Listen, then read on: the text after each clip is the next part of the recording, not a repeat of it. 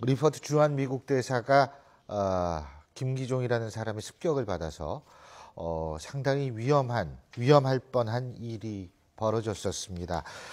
그래서 저희 신율의 시사탕탕에서는 오늘 이 부분만 집중적으로 여러분께 다각도로 해석해드리겠습니다. 그러면 신율의 시사탕탕 오늘 순서 시작합니다.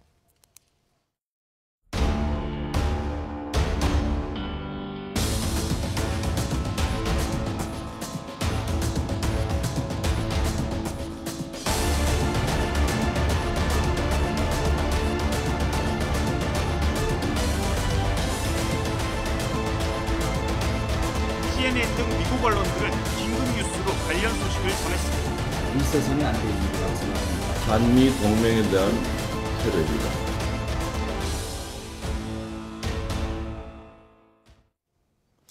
예, 이 문제 집중적으로 파헤치기 위해서 지금 네 분 나와 계십니다.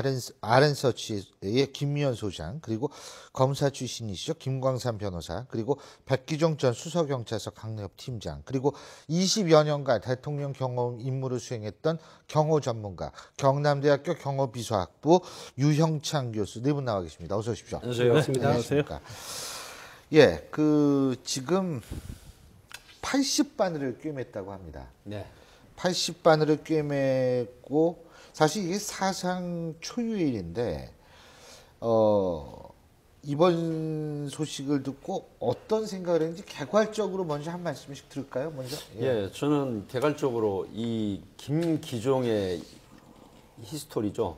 김기종이 지나온 과거를 이렇게 보면 80년도 성균관대 법대를 다니다가 졸업을 하고 84년도에 민정당사 점거 농성을 주도적으로 한 인물입니다. 그리고 이제 이때 이유는 뭐냐면 강주 사태 진상을 규명하라 이런 차원인데 그 이후에 어떤 행태를 보이냐면 계속해서 물론 일견 보면은 독도 지킴이 뭐 우리마당 대표 이렇게 해서 독도 그 다케시마 나라를 지정한다고 하는 일본에서 그럴 때 바로 그 회원들 4명과 같이 독도 경북 그 독도로 자기 본적지를 옮기고 하지만 그 이후에 이제 상황을 보면은 2006년도 결국 11월 달부터 2007년 4월 달까지 이 기간 동안 한 달에 한 번 내지 2번씩 방북을 해서 무려 8회를 방북을 합니다.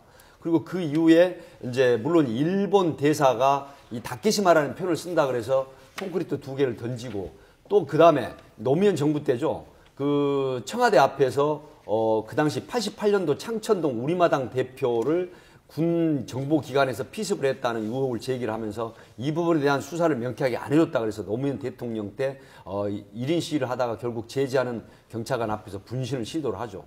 이제 이런 상태가 계속이 되면서 결국은 키 리졸브 훈련 기간 중에 키 리졸브 훈련을 시작하면서 북한에서 얼마나 맹공을 퍼붓습니까? 또 결국은 그 포탄도 발사를 하고 이렇게 됐었는데 이 상황에서 결국은 치밀하게 준비를 해가지고 이 피습을 해서 이런 그 살해 의도로 공격을 했다는 부분은 뭔가 저변에 어떤 조직적인 그 부분은 게 있지 우리가 않나 좀 더 나중에 듭니다. 구체적으로 네네. 한번 얘기를 해보고요. 자, 소장님. 저는 일단은 그 리포트 대사가 이렇게 이제 초유의 사태이지 않습니까? 이런 걸 당한 걸 보고 정말 이 그 국익에 반한 이런 테러가 이런 일이 일어났다는 거에 대해서 뭐 국민의 한 사람으로서 정말 경악을 금치를 못했고요. 그리고 이 리포트 대사가 누굽니까? 그 오바마 현 대통령의 최측근으로 지금 알려져 있고, 그리고 이분이 부임하고 난 뒤에는 상당히 한국 문화를 이해하려고 노력하고 한국 사람들과 한국 문화를 상당히 사랑하는 사람으로 알려져 있는데, 이런 사람한테 저는 약간의 정신적으로 이상이 있는 사람이 이런 행위를 한 거에 대해서 저는 좀 상당히 안타깝다. 저는 그렇게 생각합니다. 그전에 이제 그 미 대사관이나 미 문화원을 상대로 테러는 있었지 않습니까? 그러면 우리가 잘 알고 있는 김현장, 문무식 뭐 그런 사람들 테러를 해서 문제 삼았는데 사실 대사에 대한 테러는 이제 처음인 것 같고요. 우리나라가 사실 테러에 있어서는 굉장히 안전국이라고 했는데 이게 이제 이러한 사건을 계기로 해서 향후 어떻게 될지 굉장히 우려가 되는 측면이 있고요. 또 하나는 어느 이제 한 개인이 될지 아니면 배후에 어떤 집단이나 세력이 있을 가능성은 굉장히 존재하지만 이렇게 사상과 편협된 이념에 도취한 사람의 어떠한 행동 자체가 어떻게 보면 국기를 흔들고 한미 동맹이라는 어떤 국가의 안전을 위협하는 엄청난 결과를 초래한다는 사실을 이것이 이제 국민에게 좀 알려준 그런 기회가 되었다고 생각합니다. 자, 교수님. 네, 이번 사태는 무엇보다도 한국 경호 시스템의 하나의 국제적인 치욕이라고 난 생각합니다. 이렇게 외국의 지금 유사 신문들에 가면은 이런 문제를 아주 집중적으로 테러니 테러 아니니 하는 차원을 떠나서 이런 문제가 한국이라는 안전한 지역에서 일어났다는 데 문제고, 앞으로 이것이 한국 역사의 새로운 테러의 하나의 경보 신호다. 그래서 연계되어 있는 자생 테러와 앞으로 연계되는 하나의 문제로 우리가 좀 더 심층적으로 분석하고 대비하고 대책을 수립해야 된다. 예. 저는 이렇게 봅니다. 알겠습니다. 지금 네 분이 말씀을 많이 해주셨는데요. 하지만 수술을 마친 리퍼트 대사 이런 얘기를 했답니다. 자신의 트위터에 잘 있고 상태는 굉장히 좋다. 응원과 지지에 깊게 감동받았다. 저희로서는 참 좀 미안한 측면이 있는데도 이렇게 얘기를 주니까 저희로서는 상당히 고맙죠. 하지만 지금 백희종 팀장께서도 그런 말씀을 해주셨습니다만 도대체 이 사람의 정체는 과연 무엇일까? 여러분 궁금하시고 저 역시도 궁금합니다. 그리고 저랑 같은 비슷한 시대에 대학을 다녔다라고 얘기하는 사람인데요. 비슷한 시대 때 같은 아픔을 가지고 같은 대학을 다녔던 사람인데 도대체 왜 이렇게 됐을까? 제 자신도 궁금합니다. 그래서 김기정 어떤 인물인지 안보라 앵커가 정리해봤습니다. 리포터 미국 대사에게 흉기를 휘두른 김기종. 왜 이런 극단적인 행동을 했는지 범행 동기가 궁금하실 겁니다. 우선 직접 김 씨의 말을 들어보시겠습니다. 왜 하필이면 대사관을 범행 대상으로 삼았습니까? 그래야지 미국 놈들이 정신 차리죠. 왜 전쟁 훈련을 합니까? 남북 정상회담 합시다. 어떻게 하시려고? 네, 김기종은 현재 진보 성향의 단체인 우리마당의 대표를 맡고 있습니다. 오랫동안 제야 문화운동가로 활동해 왔는데요. 이력을 좀 자세히 살펴보면요. 1959년 전남 강진에서 태어났습니다. 그리고 84년 성균관대 법학과를 졸업을 하고요. 이후에 97년부터 10여 년간 성공회대 교양학부 외래교수로 강의를 맡기도 했습니다. 그리고 1984년 우리마당을 설립했습니다. 97년 서울시민문화단체 연석회의, 98년 우리마당 통일문화연구소, 그리고 2006년에 우리마당 독도 지킴이를 잇따라 만들었습니다. 이력이 꽤 화려하죠. 이뿐만이 아닙니다. 2000년대 중반에는 북한을 8차례나 방문했고요. 북한 김정일 국방위원장 사망 당시에는 서울 도심에 분향소를 설치하는 데 관여하기도 했던 인물입니다. 표면적으로는 사회활동가로 활동하고 있지만 그의 전력을 보면 극단적이라는 인상이 조금 강합니다. 지난 2007년에는 88년에 발생했던 우리마당 습격 사건의 진상규명을 요구하면서 청와대 앞에서 1인 시위를 벌이다 분신을 시도했고 전신에 2, 3도의 화상을 입었습니다. 지난 2010년 주한 일본 대사에게도 콘크리트 덩어리를 던져서 공격했던 것으로 확인이 됐고요. 이 범행으로 김 씨는 법원에서 징역 2년에 집행유예 3년형을 선고받았습니다. 이렇게 주한 일본 대사를 습격한 데 이어서 5년 만에 오늘 주한 미 대사를 습격한 김기종. 동일인이 2차례나 주한 외국 대사를 습격했다는 점에서 그 배경에 관심이 집중되고 있습니다. 이 얘기 계속해서 나눠보겠습니다. 자, 먼저 다른 얘기보다 제가 궁금한 거 하나 여쭤볼게요. 저 사람이 얘기한 것 중에서 미국 X들 정신 차리죠라는 표현이 있습니다. 자, 정신 차리게 만들려고 했다? 그렇다면 본인이 살인 의도가 없었다라는 식으로 간접 얘기를 하는 것 같은데 살인 의도 있었다고 보십니까? 없었다고 보십니까? 살인 의도는 충분히 있었죠. 지금 참석자들의 그 청문에 의하면은 직접 가도를 들고 위에서 아래로 내리쳤다는 거는 그건 살해 의도를 가지 안 되거든요. 특히 범죄 심리학에서도 보면은 분명히 칼을 위에서 내리칠 때는 분명히 살해 의도가 있다. 그러니까 이런 것은 이렇게 나타나죠. 찍는 것과 이렇게 찍는 그렇죠. 거하고 다르다 이 말씀이죠. 이렇게 다르죠. 하는 건 아니라 이렇게 찍으면 살해 그렇습니다. 의도가 완벽한 살해 의도죠. 일단 흉기로 인한 이게 과연 살인이냐 아니냐에 대해서 사실 조사를 해보면 대부분의 범인들은 살해할 의사가 없었다 이렇게 얘기를 예. 많이 부인을 하죠. 근데 결과적으로 그 당시 어떤 정황을 봐야 하고요. 그다음에 들은 흉기, 그다음에 흉기를 어떤 식으로 어떤 부위를 찔렸느냐가 굉장히 중요합니다. 그래서 사실 뭐 이렇게 찔르나 뭐 거의 마찬가지겠지만 어느 부위를 찔렸냐가 중요한 거죠. 근데 사실 얼굴을 지금 사실 12cm 정도 신부 자상을 입었는데 이게 사실 경동맥을 권한 것이냐 사실 넘어뜨리지 않습니까? 그렇기 때문에 이게 만약에 위에서 찔렸는데 사실 이 부분을 생각하고 찔렸는데 사실 얼굴에 그게 상처가 났다고 한다면 실제로는 살인의 의사가 있는 거죠. 그러다 보면 결국 살인 미수죄로 처벌을 할 수밖에 없는 것인데 아마 본인은 아마 뭐 정신 차리게 해주겠다 해서 살인의 고의는 분명히 부인을 할 겁니다. 자, 어떻게 보십니까? 네, 살인의 고의가 있었습니다. 이제 왜 그러냐면 이 치밀하게 준비를 했던 거고 지금 본인 말로는 어제 저녁에 배를 깎아 먹은 가도라고 하지만 이 가도 길이가 25cm고 굉장히 날카로운 그 예리한 흉기로 되어 있습니다. 이걸 숨겨 들어가서 은폐가 들어가가지고 그다음에 리포트 대사한테 다가가서 결국 리포트 대사를 쓰러뜨리고 위쪽에서 경동맥 쪽을 향했는데 어떤 게 나오냐면 복잡 상처로 지금 신촌 세브란스에서 발표를 했지 않습니까? 이건 뭘 의미하냐면 광대뼈에서 경동맥 쪽으로 내려갔거든요. 1cm 정도만 내려갔으면 이렇게 있다는 거죠. 경동맥 쪽이 상처가 돼서 현장에서 사망했을 가능성이 굉장히 높은 그런 상황인데 문제는 이 네이비실 출신 아닙니까? 이 이라크 전에도 아프가니스탄이나 이라크 전에 참전했던 군인입니다. 정보장 출신이죠. 예, 그런데 이 리포트가 아마 반사작용으로 왼손으로 막으면서 왼손이 간통상을 입었습니다. 엄지하고 검지 사이에. 예. 이 방어력 때문에 결국은 경동맥까지 안 가고 3cm에 약 12cm 길이의 상처를 입었다. 이 부분은 살해 의도가 다분히 있다. 이렇게 보기 때문에 저는 그렇게 살해 의도가 있는 걸로 분석합니다. 그 네이비실 출신과 또 그 옆에서 그걸 제압한 우리의 국회의원 장윤성 의원은 특전사 출신 아닙니까? 근데 제가 깜짝 놀란 게 뭐냐면 아무리 특전사라도 나이가 있으면 그렇게 민첩하게 안 움직일 것 같은데 국회의원이 범인을 제압해서 그 위에 올라타고 있는 건 사실 굉장히 감명 깊게 봤습니다.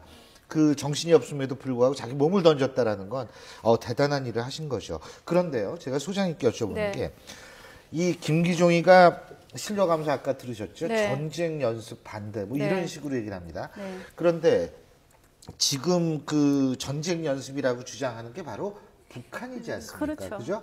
그러면 이 김기종 일단은 이게 뭐 개인의 일탈 뭐 이럴 수도 있을 수 있겠습니다만 아까 백 팀장님도 잠깐 말씀하셨습니다만 종북주의자, 반미, 친북 인사라고 보십니까? 저는 그렇게 생각합니다. 종북주의자고 반미주의자고 그러고 보여지는 건 사실 것 같아요. 왜냐하면 반일주의자도 되죠. 네, 그렇죠. 근데 아까 지금 말씀하신 대로 끌려가면서 했던 얘기가 전쟁 중단, 전쟁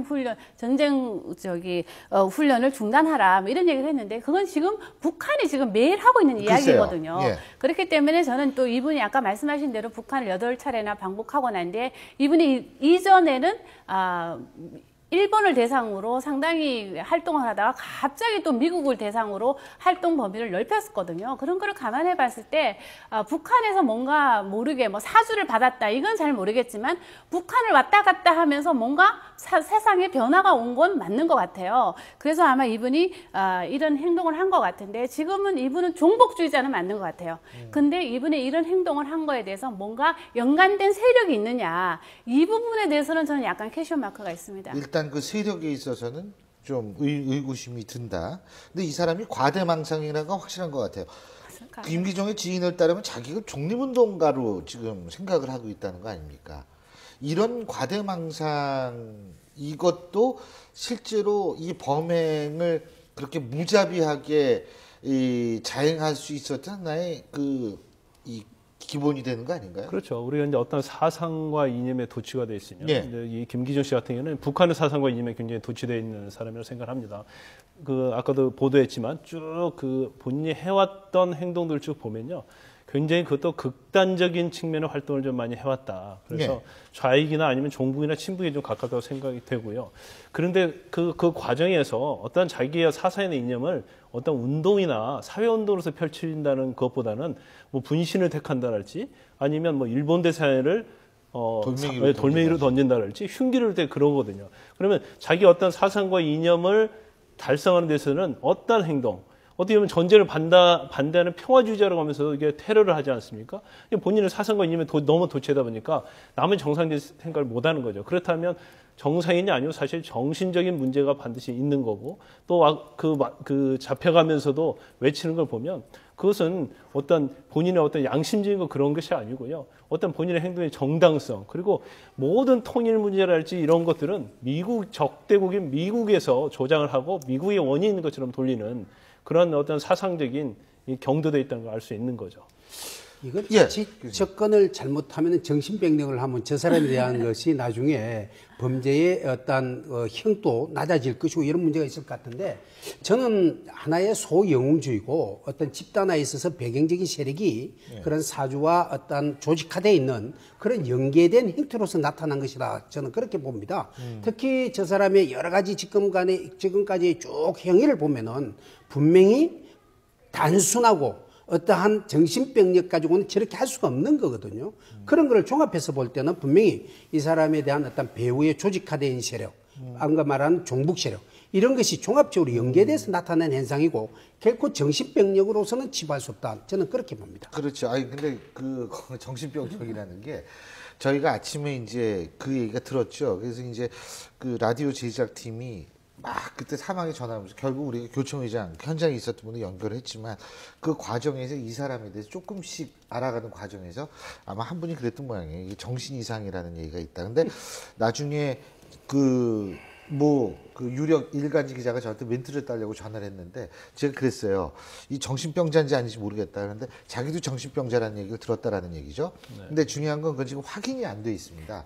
그래서 일단은 이 사람이 어떤 진술을 하는가 이게 참 지금 중요한데요. 김기종이 지금 현장에서 바로 체포돼서 현재 종로 경찰서에서 조사를 받고 있는데요. 아까만 하더라도 그 조사 상황이 그다지 빠르게 진척이 안 된 것 같습니다. 왜냐하면 자기 발목이 부러졌다 지금 이런 거 주장하면서 얘기를 하지 않는 것 같은데 지금 현재 상황은 어쩐지 현장에 나가 있는 취재 기자 연결해서 자세히 알아보겠습니다. 최원석 기자. 예, 서울 종로경찰서입니다. 예, 지금 새롭게 나온 사실이 있습니까? 네, 일단 오늘 오후에 경찰이 1차적으로 수사를 진행한 결과를 기자간담회를 통해서 발표를 했습니다. 일단 경찰은 김 씨가 단독적으로 범행을 했다는 주장을 우선은 확인을 하고 있는데요.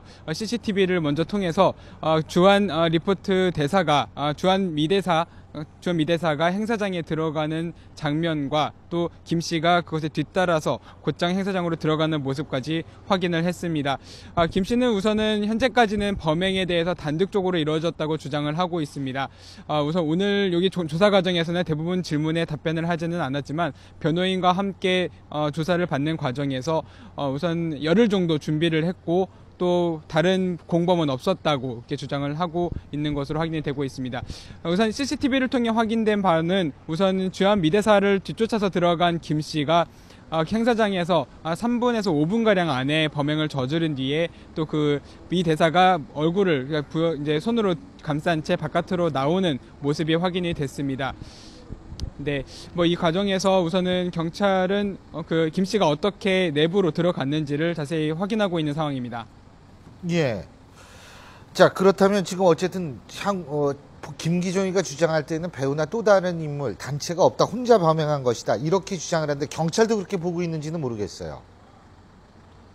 일단 현재까지는 김기종 씨의 그 주장입니다. 일방적인 주장이긴 하지만 전반적으로는 경찰도 배후나 공범 쪽 전반적으로 굉장히 좀 광범위하게 조사를 해봐야지 알 수 있겠다는 입장을 밝혔습니다. 다만 이런 부분을 조금 더 확인하기 위해서 일단 그 김기종 씨가 운영을 하던 그 독도 지킴이 서울 서울 서대문구에 있는 독도 지킴이 사무실을 우선 압수수색하기 위해서 영장을 신청해 둔 상태고요. 또 휴대전화 사용 내역에 대해서도 수사를 할 수 있도록 압수수색을 신청한 통신수사 내역을 압수수색 신청을 해둔 상황입니다. 아직까지는 조금 더 조사가 필요해 보이긴 하는데요. 일단 경찰은 내일 하루 정도 더 조사를 진행한 뒤에 김 씨의 구속영장을 신청해서 참고인들의 진술이라든지 또 기타 확인된 그런 증거 등을 통해서 그 구속영장을 신청할 예정입니다.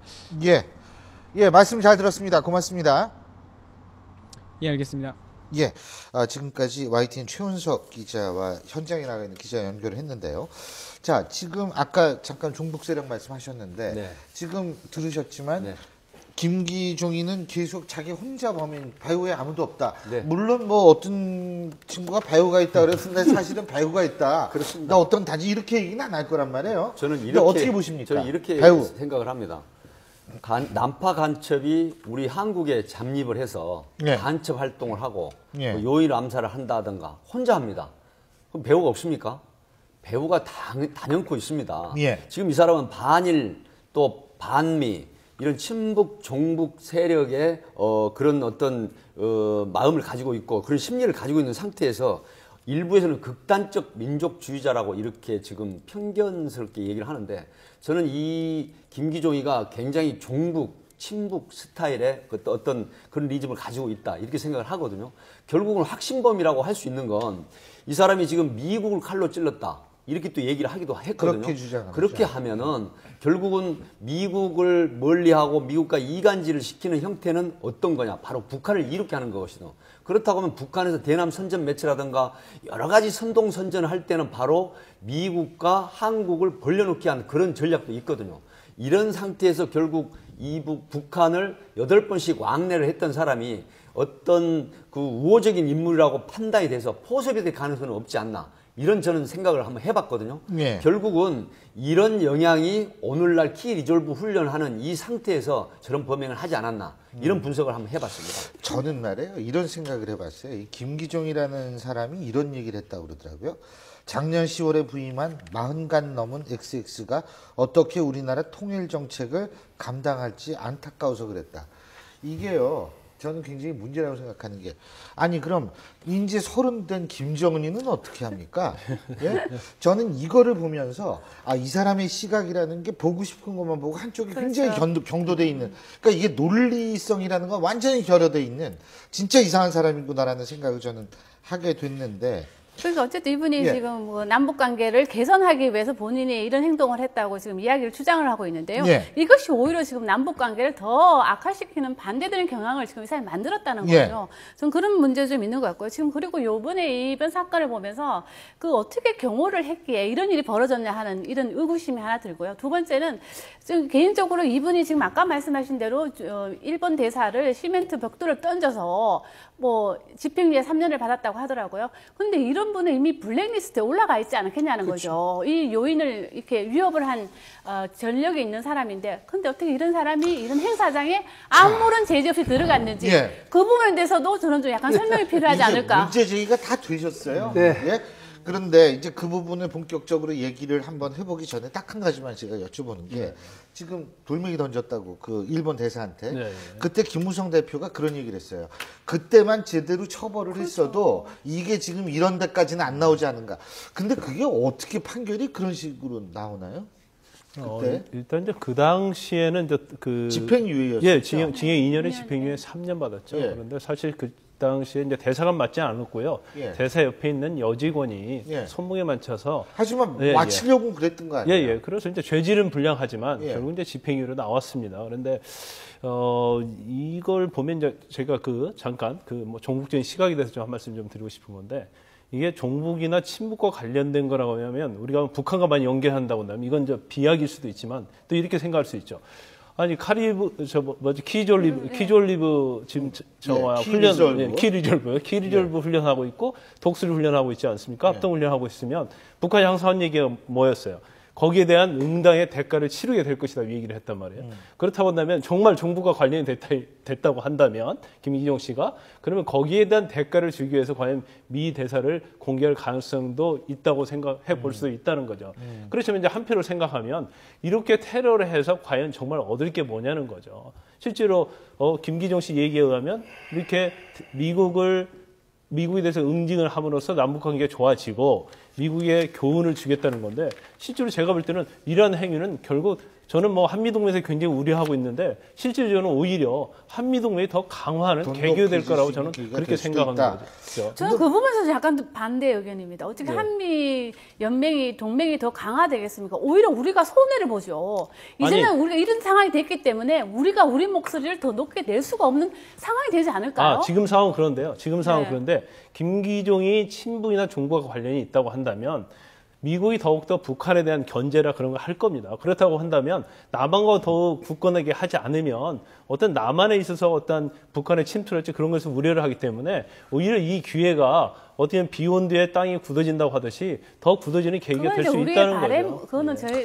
바람이 아닐까요? 자, 그 부분도 그 부분이지만 아까 또 문제 제기를 해주셨던 게 경호하고 블랙리스트 없었나 하는 건데 일단 첫 번째 이 블랙리스트가 있어야 되지요. 그럼 당연하죠. 예. 근데 지금 이 김기종이는 분명히 경호에 블랙리스트에 올라가 있고 적색경보 대상자로서 선정이 돼 있는데도 불구하고 이 사람에 대한 어떠한 신원에 대한 확인이 안 됐고 1차적으로는 미나협에서 이러한 사람이 참석한다는 이러한 데 대한 신원 정보에 대한 사전에 어떠한 커뮤니케이션이 없었다는 것이 문제죠. 근데 그것이 통상적인 의례적이고 관례적으로 지금 이런 행사 때는 어떤 경찰과의 이런 문제를 우리가 하지 않았다는 데 대한 원천적인 문제가 발생합니다. 또한 경찰 자체에도 분명히 정보 행사를 배치를 하고 그러한 외사 근무자를 배치를 했더라면은 참석자에 대한 면밀한 분석과 그에 따르는 경호 정보 분석에 따르는 그 사람에 대한 어떤 추적 조사가 이루어졌더라면은 사전에 예방 조치할 수 있지 않았냐 저는 그렇게 분석하거든요. 그런 데 대해서는 경찰도 좀 더 이러한 데 대해서 새롭게 한번 대책을 수립하고 반성하는 계기가 되지 않나 이렇게 봅니다. 자, 지금 그 부분은 이제 저는 견해가 이제 이겁니다. 그 모든 거는 공무라든가 이런 건 법에 의해서 또 룰에 의해서 시행을 해야 되는데 주한 애국 대사 등 경호 관련 대통령 경호에 관한 법률 내부 규정이라는 게 있습니다. 이게 이제 비공개 규정이 있거든요. 여기에 보면 미 대사는 요인 보호 대상이 아니라고 지정이 돼 있습니다. 그래서 미 대사, 그러니까 외국 대사가 요청하지 않은 경호를 할 수가 없고 다만 그 규정에 의하면 외사 요원으로서 영어를 그 나라 국어를 할 수 있는 통역 요원 1명을 지원할 수 있고 단 단서 조항이 있습니다. 만약 그 해당 대사국에서 경호를 요청을 했을 때는 경호 지원을 합니다. 그렇기 때문에 이번 케이스는 사실 경찰이 규정을 어기거나 또 어떤 직무유기를 한 건 전혀 없다. 저는 이렇게 말씀을 드리고. 그거를 분석적으로 그렇게 보시면 안 되고요. 왜 행사가 이렇게 지금 문제점이 발생했나 여기에 접근을 해줘야지 책임 문제를 가지고 자꾸 접근하면 안 된다고 봅니다. 네, 물론. 경찰 직무집행법을 확대 해석하면요. 요인 경호라든지 이런 부분에 대해서 우리가 좀 더 확인해야 되고요. 그거는 지금 현재 숙제로 남겨두고요. 두 번째. 어떻게 하든지 이러한 참석자에 대한 문제를 분석해야 되고 세밀하게 위의 요소가 있는 사람에 대한 경호 정보를 시스템에서 걸어서 그 사람에 대해서 색출해서 그 사람을 참석하지 못하게 한다든지 임의로 어떤 예방 조치를 강구해야 되는 것이 문제인데 자꾸 그런 식으로 어떤 모면하는 방법을 써서는 안 된다는 것이죠. 그렇기 때문에 이 문제는 우리가 원천적인 걸 분석해 보면은 경호 정보 시스템에 대한 가동을 좀 더 소홀히 했다. 여기는 분명히 시인하고 넘어가야 된다. 이렇게 봅니다. 제가 얘기 한마디 해드릴게요. 사실 현행 어떤 법에 보면 말이죠. 사실 뭐 대사가 어떤 경우의 대사에는 그런 규정은 없는 것 같아요. 없고 단지 이제 경찰관 직무집행법 제2조에 보면 주요 인사에 대해서 경찰이 경호 업무를 할 수 있도록 되어 있습니다. 근데 지금 이 사건을 이렇게 보면은 사실 굉장히 연례적으로 관행적으로 이루어졌던 거거든요. 주한 미대사, 뭐, 그 전에, 뭐, 성김이랄지, 뭐, 다른 분들, 스티븐슨이랄지, 그런 분들도 전부 다 쭉 해왔고, 그 당시에 경호를 하지 않았어요. 그래서 결과적으로 경호를 하는 법의 대상이 돼 있다 하더라도, 이게 정말 법적으로 경호를 하게 되면 다 신원조회하고 다 하겠죠. 그렇지만 그 정도의 어떤 행사가 아니었기 때문에 그걸 놓치게 된 것이고, 실제로 따지면, 이제 한 가지 경찰에서 조금 더 아쉬운 점이 있다고 한다면, 사실 대사 정도 되면 주요 인사고 우리나라가 남과 북한이 이념적 대립에 어떻게 보면 가장 첨예하게 대립하는 그런 지역이기 때문에 사실 이런 가능성도 있었다는 거죠. 그래서 그래서 그거를 그거에 그런 식으로 접근해서는 안 됩니다. 문제는요. 어떻게 하든지 경찰은 어떻게 치안의 어떤 예방 요소를 강구해야 되는 것이 경찰의 임무 중에 하나가 들어가 있고요. 지금 누가 어떤 요인이냐 아니냐 그 부분에서 들어가는 문제를 봐는 게 아니라 이 왜 사고가 생기냐는 이 원인 분석부터 먼저 들어가야 됩니다. 그렇다면은 분명히 김기종은 지금까지 쭉 보면은 경호의 블랙리스트로 올라 있는 사람이라는 건 분명한 거거든요. 그런데 이 사람이 왜 이 행사장에 참석할 수 있도록 방임했으며 또한 참석 대상자가 아님에도 불구하고 명찰을 그 짝의 현장에서 글을 썼다고 그러거든요. 두 가지 사안이 있지만 어떻게 하든지 제가 본 견해에 있어서는 이러한 블랙리스트에 있는 사람을 참석을 시켰다는 데 대한 문제는 분명히 우리가 경호적인 시스템에 있어서 다시 한번 대책을 강구해야 된다. 이렇게 봅니다. 유 교수님 말씀 잘 들었습니다. 여기서 지금 좀 특수한 상황을 말씀드리겠습니다. 이 미 대사는 보안을 이유로 대사관의 일정이나 동향을 일체 보안 유지를 합니다. 그래서 오늘 아침 미나협에 초청이 돼서 강연을 하러 가신다는 게 오늘 아침에야 경찰에 통보됐는데 경찰에서는 정보관을 통해서 3월 3일 날 이걸 인지를 했어요. 그래서 지금 미나협 쪽에서 요청을 경호경비 요청 오기를 바랐는데 미나협에서는 일체 요청을 하지 않았습니다. 그래서 이제 MD라든가 금속 탐지기 설치를 못했던 것이거든요. 그런데 결국은 현장에서 출입을 김기종을 발견하고 미나협 직원에게 요청을 했습니다. 근데 미나협 직원이 우리 회원이기 때문에 문제가 없다. 초청 대상은 아니지만. 그래서 미나협 직원이 직접 그 김기종이라고 써가지고 그걸 표차를 건네줘서 출입을 허용한 것이거든요. 이렇게 된 상태이기 때문에 결국은 경찰이 한계가 있었다. 이렇게 보는 겁니다. 일단 두 분의 의견은 지금 이렇게 좁혀질 것 같지는 않은데요. 근데 개인적으로 봤을 때 이렇게 화면을 봤을 때요. 이렇게 칼부림을 당한 사람은 이렇게 서서 걸어서 나가고요. 칼을 찌른 사람은 누워있는 거를 경찰들이 이렇게 싸갖고 나오더라고요. 그거를 바라보는 국민들 입장에서는 아니 경찰은 지금 뭐 하고 있지 이런 생각이 든다는 거죠. 그런 점에서 본다면 경찰도 좀 문제가 있지 않았었냐는 좀 생각이 들고요. 그 궁극적으로 본다면 이분도 일종의 보면 외로운 늑대입니다. 자생적 테러리스트예요. 얼마 전에 영국 정보부에서도 자생적 테러리스트를 잡기 위한 전남밤을 구성했다고 전 들었는데요. 그런 걸 감안해 봤을 때 우리나라도 이제는 뭔가 이렇게 자생적으로 테러를 할 수 있는 이런 외로운 늑대들이 많다는 거죠. 그러니까 그 사람들을 관리 감독을 할 전담반이 저는 필요하다고 봅니다. 예, 저도 자생적인 문제를 나중에 이야기를 드리려고 그랬는데요. 자생적 테러는요 앞으로 우리나라에서 심각한 문제입니다. 그렇겠죠. 근데 지금 이 사람에 대한 것은 자생적 테러라고 좀 분류할 수 없고요. 앞으로 자생적 테러는요. 외국인들의 각종 유입하는 요소와 북한의 탈북자를 위장해서 들어오는 그런 간첩 요소들, 그 다음에 중동의 어떤 자금을 유입해가지고 한국 내에 있는 사람과 연결해서 일어나는 이런 것을 자생 테러라고 볼 수 있거든요. 그렇다면은 앞으로 이러한 사태가 하나의 경고 신호라는 거죠. 이러한 사람들을 이용해서, 이러한 조직들을 이용해서 하나의 자금줄을 통해서 한국 내에서 테러를 양성할 수 있다. 이렇게 볼 수 있습니다. 제가 말씀드릴게요. 일단 뭐 추상적이고 법률적 경호 대상이 되냐 안 되냐 그걸 따지기 앞섰어요. 이 사건은 좀 구체적인 상황을 좀 볼 필요가 있다고 생각해요. 왜냐하면 그 당시에 그 자리에 정보관 형사가 2명이가 있었지 않습니까? 그리고 김기종에 대해서 사실 블랙리스트가 어느 정도 인식을 했단 말이에요. 문제가 있다고. 그리고 주시를 하고 있었는데 그 좌석에도 배치를 해서 6호 좌석에 앉아 있었는데 6번 좌석에 앉아 있었는데 왜 그걸 주시하면서 6번 좌석에서 2번 좌석까지 가는데도 제지를 못했냐는 거죠. 네? 그럼 구체적으로 신변 대사관에서 사실 법률적으로 아니면 임무를 맡아서 와서 대사를 경호할 임무는 아니었지만 실질적으로는 대사 신변 보호로 온 거 아닙니까? 그렇다고 하면 주시하고 있다가 그걸 막을 수 있었는데 막지 못한다는데 사실은 책임이 있는 겁니다. 제가요. 근데 제가 정착회하고 뭐 우리 국제정치학회 임원을 다 합하면 6, 7번 했을 거예요. 근데 이제 정치학회나 국제정치학회에서 예를 들면 뭐 통일부 장관이 뭐 점심을 낸다 그러면은 연설도 하고 그러거든요.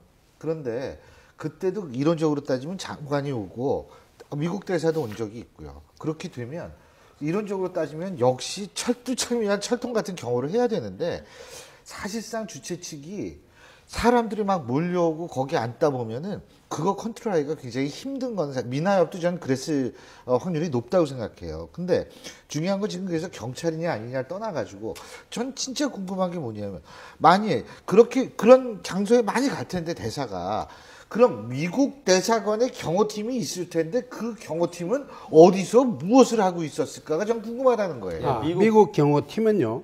미국 대사관에 그건 자체 미국 경호팀이 대사관 있습니다. 그죠? 네, 미국 사람들일 거 그건요. 아니에요. 사전에 선발 경호보다는 근접해서 디테일 시큐리티만 하는 팀들이지 거의 선발 경호를 거의 안 하는 미국 사람들이죠. 그러니까 그렇죠. 미국 사람들이고 네. 물론 그럼 행사장 안에 안 들어가 있었나요? 아니요. 아예 이번 행사에는 이 동원을 하지 않았습니다. 거기서 문제가 되는 거죠. 레이건 대통령 같은 경우에 한번 저격당한 데 있는데 바로 백악관 앞에 호텔에서 하다 보니까 이 경호팀들이 좀 느슨한 거하고 똑같이 이번 행사도 제가 분석해 볼 때는 대사관 경호팀이 앞에 사니까. 바로 건너편이니까 거기에 대해서 좀 느슨하게 판단하고 거기에 대한 대비가 좀 부족했다. 저는 이렇게 분석을 하고 싶고요. 또한 미국 대사관에서도 문제지만도 뭐 경찰을 자꾸 또 문제를 삼는 것이 아니라 경찰은 적어도 그러한 정보가 있었으면은 어떤 미국 대사의 문제가 아니라 어떤 행사의 안전 조치의 문제도 우리가 조금 더 감안해 줘야 되지 않느냐 그렇게 보고요. 또 이러한 비상사태에 대한 대비도 전혀 없었다는 거죠. 심지어 지나가는 순찰차를 불렀다. 이것도 정말 굳이 국제적으로 상당히 창피한 노릇이고요. 적어도 비상대책에는 비상 발전과 또 비상 차량과 이러한 비상 통로 이런 거는 기본적으로 준비를 해줘야 되는 거거든요. 누가 하든지 어떤 행사든지 우리가 이러한 데 대해서 국가적으로 우리 안전대책에 대한 문제는 이 차제에 한 번 더 우리가 깊이 생각해야 된다. 질문 하나만 드리겠습니다. 네. 그렇다면 모든 대사가 움직일 때마다 각국 대사가 움직일 때마다 그렇게 날 수는 없잖아요. ABC 등급으로 나누고 등급으로 나눈다. 미국 대사는 대사관 자체에서 그죠? 경호팀을 발동하고 있고 뭐 중소 국가에 있어서는 여타 국가에 있어서는 별로 그런 데 대한 문제를 좀 더 이렇게 깊이 생각 안 하고 있죠. 지금 경호 파트는 사실 그 규정을 말씀을 드린 건 미나협이 지금 어떤 분들이 오는 곳입니까? 물론 재하단체 요인도 오지만은 여당 국회의원 또 미나협 상임 고문 예전에 아주 비중 있는 뭐 김동용 상임 고문이라든가 뭐 이주영 해수부 장관 했던 분이라든가 김성건 의원이라든가 또 지금 바로 그 재합을 최초에 했었던 장윤석 의원 같은 분 이런 분들도 참석을 했던 이런 상황이고 지금 대사가 참석하는 미국 대사든 중국 대사든 일본 대사든 이 참석하는 게 민간 주체라고 보는 겁니다. 그런데 이 모든 행사에서 소위 말하면 경찰의 경호 요원을 배치를 해주라고 요청이 왔을 때는 반드시 확실하게 하지만 이런 연례적으로 벌어지는 행사에 요청이 없는데 더군다나 미 대사는 보안을 이유로 해서 아침에야 우리 국가기관이나 경찰이 통보를 했던 사안이거든요. 이런 상황에서 미리 3일 전부터 경찰이 이걸 정보 파트에서 확인을 해가지고 보고를 해서 25명의 외곽 배치를 하고 4명의 외사 경찰관을 투입을 했던 상황이거든요. 하지만 원래 미국 대사가 움직이면 최소한 3명 이상이 경호를 하게 돼 있습니다. 미국 대사 그 자체 경호원들이. 네. 그럼에도 불구하고 결국 미 대사를 보호해야 되는 경호원은 전혀 없었다는 것이죠. 그러면 최소한 우리나라 경찰이 할 상황은 다 했고 더 이상 범접할 수 없었던 상황이라는 걸 이해를 해주셔야 될 것 같습니다. 제가 또 하나 경호 전문가시니까 여쭤보는데 어떤 분은 그런 얘기를 하시더라고요. 이렇게 돼서 아까 순찰차 탔다 그거 저거라고 그러는데 실제로 상황이 터지고 나가지고 나가면은 사실은 미국의 경호팀이 방탄 차량으로 와가지고 이렇게 해가지고 싣고 가야 된다. 그렇죠. 그러니까 그 자동차도 안 떴다. 이거는 미국 경호팀이 어떻게 하든지 미국 경호팀 자체가 지금 배치가 안 됐기 때문에 이런 문제가 됐고요. 적어도 그래도 연락 받으면 쫙 왔어야 그렇죠. 되는 거 아니에요? 그런 것도 바로 건너편인데. 두 번째 기사라도 운전 요원이라도 즉시 비상에 대치할 수 있는 그러한 지근거리에 차를 배치해야 된다는 그거는 불문율입니다. 그건 자기들이 스스로 그걸 지키지 않았던 문제라는 거죠. 그리고 경찰도 어떻게 하든지 이러한 조금 위험 요소가 있는 문제라고 하면은 그러한 데 대해서도 조금 더 우리가 좀 깊이 준비를 해줘야 되고 치안 요소에 대한 치안적인 개념 일반 평시 치안을 생각해서라도 이렇게 많은 군중이 운주하는 행사에 되면 안전 요소를 생각해야 된다. 저는 이렇게 보는 거죠. 미국 쪽에도 문제가 분명히 있는 거고 경찰에서도 이런 문제에 대한 안전 요소와 치안 요소를 병행해서 점검했어야 되지 않느냐 이렇게 봅니다. 한국 미 대사에도 방탄 차량이 제공이 됩니까? 그건 우리가 제공하는 게 아니고 미국 대사관 자체 미국 대사관 자체에서 가지고 있습니다.